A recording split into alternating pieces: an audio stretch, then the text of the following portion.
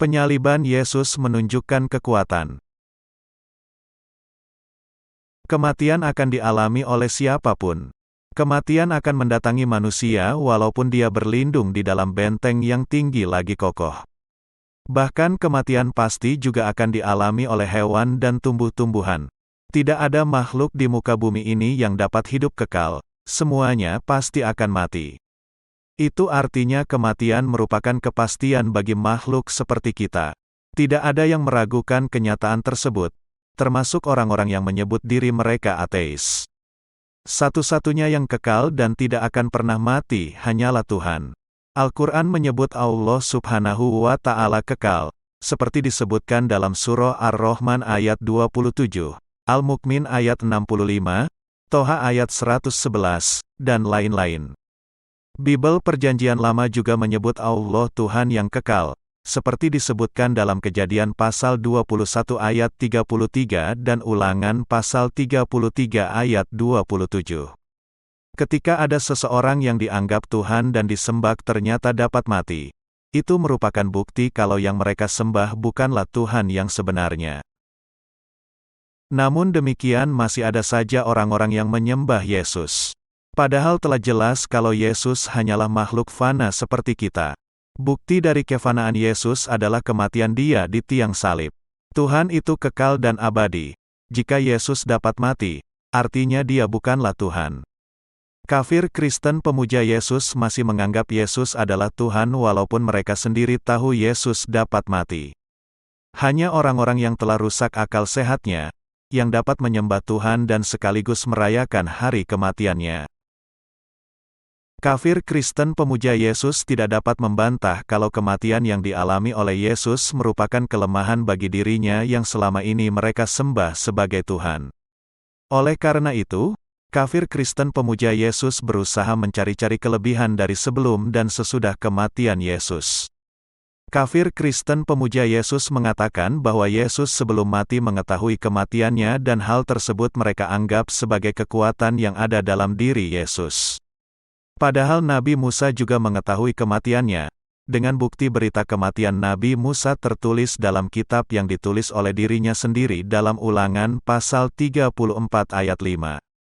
Bahkan Nabi Muhammad SAW juga mengetahui ajalnya sudah dekat ketika beliau bertadarus dengan Jibril 2 kali dalam setahun.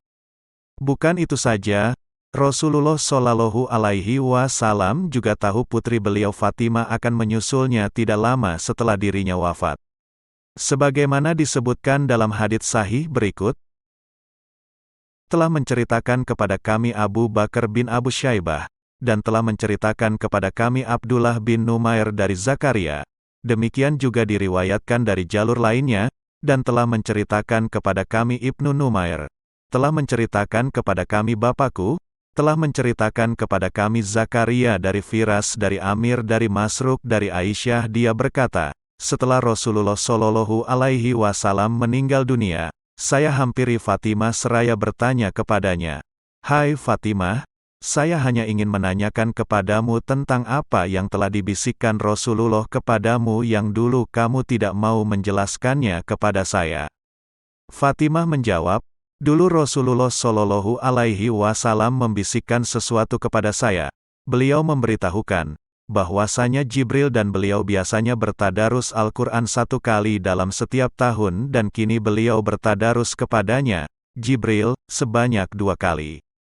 Sungguh aku, Rasulullah, tahu bahwa ajalku telah dekat. Sesungguhnya kamu adalah orang yang paling pertama menyusulku dari kalangan ahlul baitku. Sebaik-baik pendahulumu adalah aku." Fatimah berkata, mendengar bisikan itu, maka saya pun menangis. Kemudian ketika Rasulullah SAW berbisik lagi kepada saya, "Hai Fatimah, maukah kamu menjadi pemimpin para istri orang-orang mukmin atau sebaik-baiknya wanita umat ini?" Lalu saya pun tertawa karena hal itu.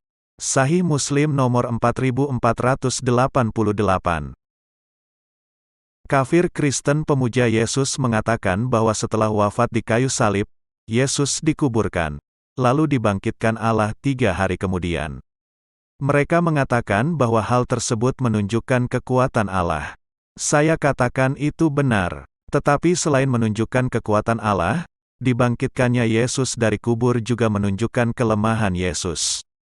Karena jika Yesus itu kuat, maka dia akan dapat bangkit sendiri tanpa harus Allah yang membangkitkannya.